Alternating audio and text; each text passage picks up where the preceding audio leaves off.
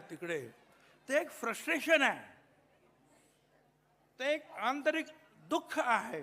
त्या दुःखातून निर्माण झालेला तो संताप आहे की आता आमच्याकडे काहीच राहिलं नाही, सगळेच तिकडे गेलेले आहे आणि मुंबई सुद्धा इकडे झालेली आहे. मला सांगा, तो संताप हा येणार, त्यांच्या तोंडातून येणार, त्यांच्या मुखातून येणार, तो ते व्यक्त करणार. त्याचं आपण स्वागत केलं पाहिजे.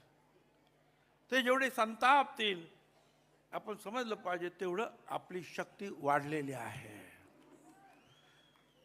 महिलांची शक्ती वाढली, युवकांची शक्ती वाढली, पुरुषांची, सगळ्यांची शक्ती आपली वाढते आहे. त्याचं ते द्योतक आहे. आणि त्यामुळे अरे तुम्हाला करायची आहे ना टीका, करा ना.